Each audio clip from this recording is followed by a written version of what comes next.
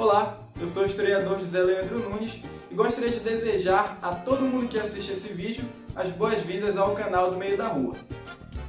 E esse é o nosso primeiro vídeo da nossa série de 4 vídeos sobre uma breve história do futebol do Pará. Hoje a gente vai falar sobre os passos iniciais do futebol aqui no estado e a fundação dos principais clubes que a gente tem. Eu espero que vocês gostem do vídeo e que esse mini curso seja muito proveitoso, que vocês consigam aprender bastante coisa sobre o futebol paraense. Então, bora lá!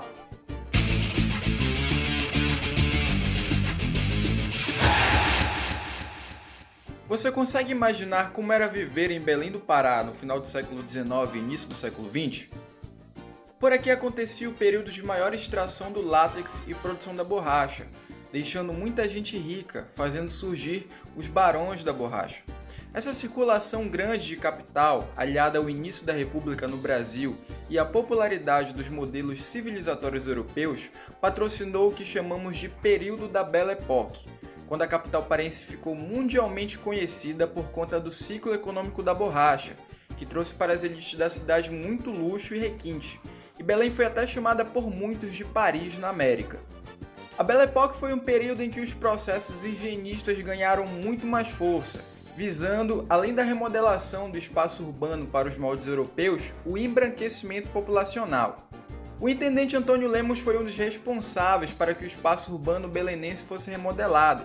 Para que esses ideais higienistas se concretizassem, era necessário, segundo as autoridades da época, seguir os modelos civilizatórios europeus, além de importar cada vez mais as crenças e costumes cultuados do outro lado do Oceano Atlântico. E a cidade de Paris era o modelo a ser seguido. Ruas mais largas, palacetes enormes, parques, praças, teatros, sistema de transporte, dutos de água e rede de esgoto, mercados cobertos, etc. Mas tudo isso era para o benefício da população mais rica, daqueles que enriqueceram com o ciclo econômico da borracha na Amazônia. Contudo, é inegável a contribuição de Antônio Lemos para a modernização do espaço urbano belenense. Cidades como Paris, Viena, São Petersburgo, Belém e Manaus eram colocadas numa vitrine, como uma exposição aos outros lugares do mundo, do que era progresso e a civilização nos moldes da elite, da burguesia. A Belle Époque, em suma, representava uma tentativa da consolidação da cultura burguesa, com seu culto às artes, como a música, a literatura e o teatro, com a normalização de costumes europeus, como as formas de se vestir e de se comportar. Além disso, era o ideal das cidades planejadas, que pareciam limpas, super higienizadas, seus famosos cortiços, as principais moradias das pessoas mais pobres da época, povoando os centros da cidade. O objetivo principal era sufocar a pobreza, não combatendo-a, mas sim a empurrando para longe dos centros urbanos e a encobrindo com a capa do progresso social. Você deve estar se perguntando o que tem a ver a Belle Époque com o futebol. Calma, eu vou já te explicar, mas eu te adianto que a Belle Époque tem um papel importantíssimo na vinda do esporte aqui para o Pará.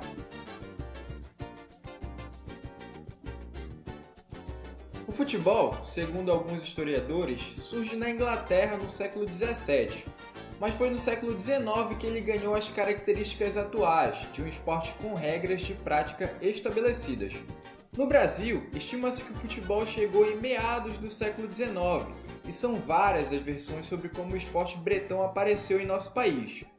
A mais conhecida é a de que Charles Miller, um esportista brasileiro que por anos viveu na Inglaterra, teria trazido o esporte, nos seus moldes atuais, ao Brasil em 1894. Porém, existem relatos de que o futebol já era praticado em colégios jesuítas quase 20 anos antes da volta de Miller ao Brasil. Mas e o futebol no Pará? Como se iniciou? O futebol no Pará tem o início da sua prática datada do fim do século XIX e início do século XX, mesmo período em que a Belle Époque acontecia por aqui. E os primeiros registros da prática do esporte em solo paraense datam da década de 1890. Jovens das famílias mais abastadas da cidade eram enviados à Europa para estudar e, quando voltavam, traziam consigo, em suas bagagens, bolas de futebol e materiais esportivos, além do conhecimento sobre a prática do futebol. O início da prática do esporte na capital paraense pode também ser atribuído a funcionários ingleses que vinham trabalhar nas empresas inglesas que aqui operavam. Empresas telegráficas, de energia elétrica ou empresas comerciais. E a maioria dos jogos eram disputados em espaços abertos, como praças e largos. E era muito comum que as partidas fossem realizadas na Praça Batista Campos ou na Praça de São Brás.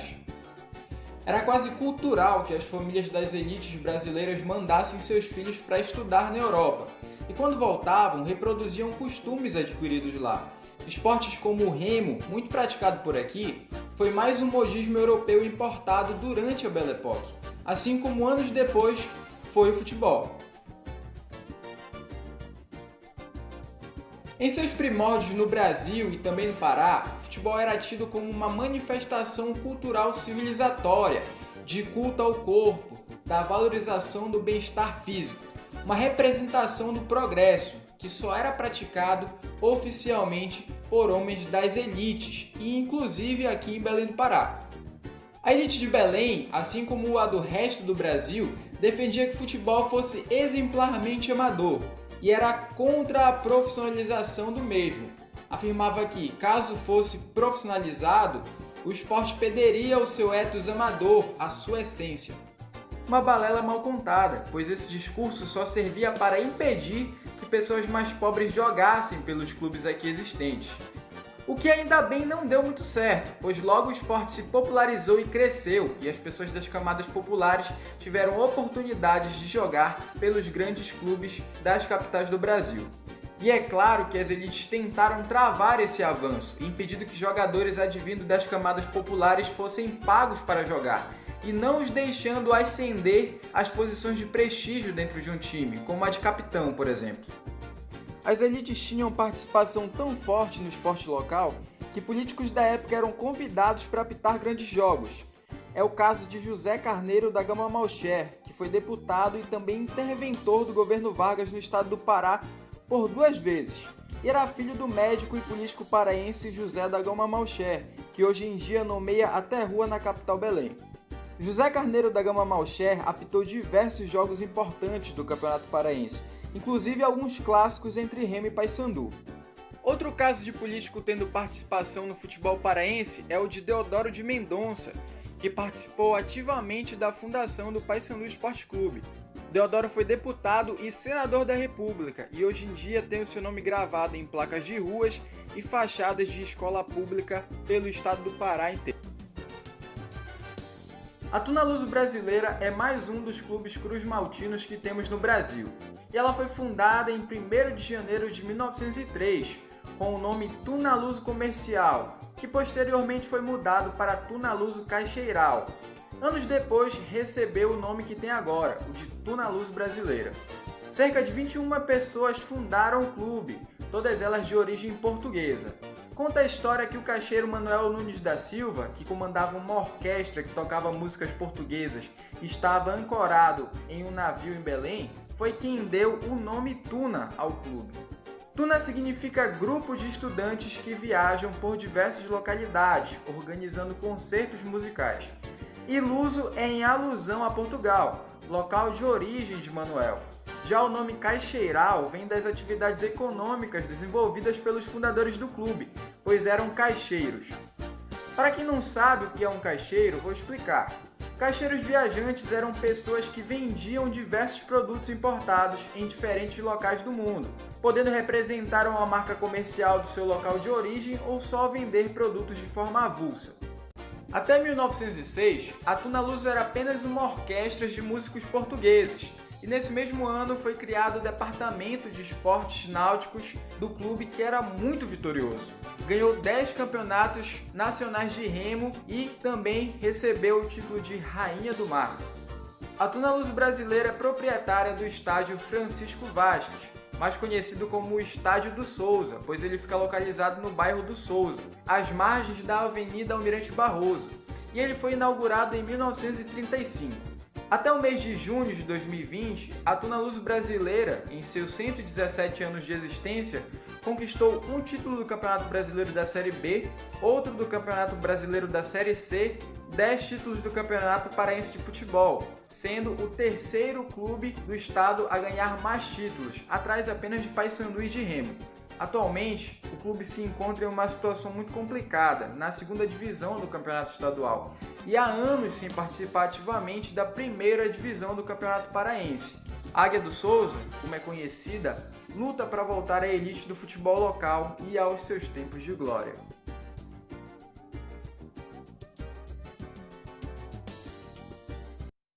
No dia 5 de fevereiro de 1905, após desentendimento entre membros do Esporte Clube Pará, foi fundado o Grupo do Remo, que posteriormente foi rebatizado como Clube do Remo.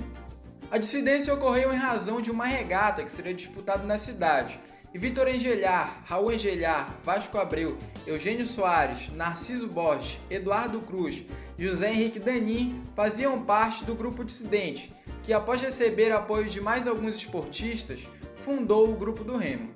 O primeiro nome do clube foi sugerido por Raul Engelhar, que havia estudado no continente europeu e por lá foi espectador de uma competição esportiva de remo, em que um clube chamado Rowing Club, que em tradução livre quer dizer Clube do Remo, participou.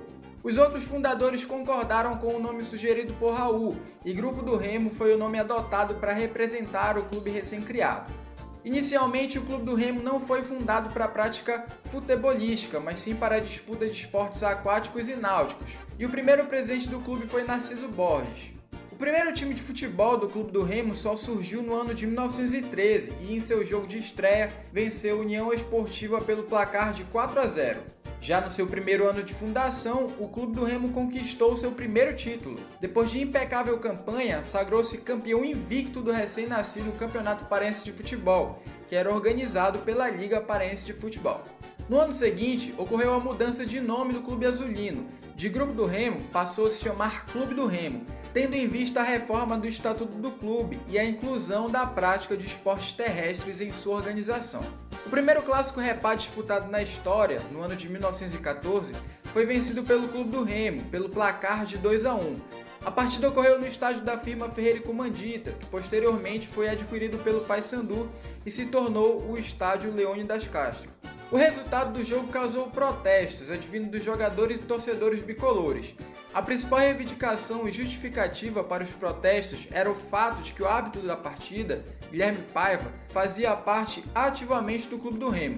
Fato que gerou a indignação bicolor, em decorrência do possível favorecimento aplicado pelo árbitro da partida ao Clube do Remo. Em 1917, o Clube do Remo inaugura seu estádio, localizado na rua Antônio Baena, esquina com a Avenida Tito Franco, que é a atual Avenida Almirante Barroso. O estádio só foi batizado com o nome atual, Evandro Almeida, que era um notável atleta do clube, após a sua morte na década de 1960. Antes disso, o estádio não tinha uma denominação própria e por isso fora batizado pela torcida remista como Baenão, como até hoje é conhecido. Um dos símbolos construídos pelos torcedores do Clube do Remo foi em torno da imagem de Carlos Ferreira Lopes, conhecido como Perissá, dedicado esportista azulino. Perissá veio a óbito no ano de 1921, após uma disputa em uma prova de mergulho. O atleta mergulhou e demorou a voltar. Seus irmãos e companheiros de equipe, preocupados, mergulharam nas águas da Baía do Guajará para tentar efetuar o resgate. Perissá foi encontrado com vida e levado a um hospital da capital, porém, dias depois, não resistiu e veio a falecer. A morte precoce de Perissá, que tinha só 23 anos, causou grande comoção na sociedade belenense da época e mobilizou um grande cortejo fúnebre, que contou com a participação de vários indivíduos da alta sociedade paraense e de muitos esportistas, inclusive do Paysandu Esporte Clube. Até hoje, ao falar de bravura e coragem, a torcida do time azulino evoca o nome e as memórias em torno da figura de Perissá, para indicar sua força e sua resistência frente aos momentos de adversidade que o clube possa vir a passar. Em sua história recente, o Clube do Remo, até o mês de junho do ano de 2020, que tem em sua conta 115 anos de existência, conquistou 46 títulos do Campeonato Paraense de Futebol, sendo o último no ano de 2019. E o clube também conquistou, no ano de 2005, o Campeonato Brasileiro da Série C, e tem também um troféu de campeão da Copa Norte-Nordeste, além de 3 títulos da Copa Norte. O Clube do Remo, no ano de 1950, conquistou o Torneio Internacional de Caracas, que era conhecido como Pequena Taça Mundo, e é considerado por muitos torcedores como o principal título internacional do clube. O Paysandu Esporte Clube surge no cenário futebolístico paraense a partir da dissidência ocorrida no Norte Clube, que também era conhecido como time negro, pois na época a parte de cima do uniforme usado pela equipe era na cor preta, e a partir também de uma insatisfação gerada na disputa do Campeonato Paraense daquele ano. O então Grupo do Remo, posteriormente Clube do Remo, já tinha disputado todas as partidas e tinha feito uma bela campanha, e aguardava o resultado do jogo entre Norte Clube e Guarani. Caso o Guarani vencesse ou a partida terminasse empatada, o Clube do Remo seria considerado campeão, mas, caso o Norte Clube vencesse, disputaria uma partida extra contra o Clube do Remo para definir com quem ficaria de forma definitiva a taça de campeão. A partida terminou em 1-1, o que gerou grande satisfação dos atletas e torcedores do Norte Clube, que decidiu pedir a anulação da partida, por considerar que diversas irregularidades aconteceram durante a peleja. A denúncia formal foi feita à Liga Paraense de Futebol, que analisou o pedido e julgou improcedente, por não identificar as tais regularidades postas pelo time negro, e isso não agradou aos atletas e dirigentes do Norte Clube. Hugo Manuel Abreu de Leão decidiu, junto com outros atletas, sair do Norte Clube e fundar uma nova agremiação esportiva. Hugo Manuel de Abreu Leão, que era um notável esportista da época, era o líder do movimento em prol da fundação do Paysandu Esporte Clube. Ele chegou a ser convidado para integrar o plantel do Clube do Remo após a conquista do título de 1913, porém recusou o convite e declarou que fundaria uma agremiação que superaria o então Grupo do Remo, o que já inicialmente não foi bem visto pelos azulinos, e é nesse exato momento que pode-se dizer que se inicia o processo de construção da maior rivalidade futebolística do norte do Brasil, e por que não uma das maiores do Brasil e do mundo. No dia 2 de fevereiro de 1914, após uma convocatória feita por meio de uma nota publicada no jornal O Estado do Pará, 42 pessoas se reuniram na então residência de Abelardo Leão Conduru. Hugo Manuel Abreu de Leão foi o escolhido para presidir a sessão iniciada para discutir a fundação de um novo clube. Sobre a origem do nome do time, no site oficial do clube há um artigo sobre a história do clube que afirma que o nome do clube não tem nenhuma relação com a Guerra do Paraguai, ao contrário do que muita gente pensa. O nome do clube, ainda segundo o site oficial, veio de uma cidade uruguaia denominada Paysandu, onde em 2 de janeiro de 1865, tropas e esquadras brasileiras, comandadas pelo general Mena Barreto e pelo almirante Tamandaré, participaram da tomada de Paysandu, advinda das sangrentas batalhas entre o Partido Blanco e o Partido Colorado, que disputavam o controle daquele território no período já citado.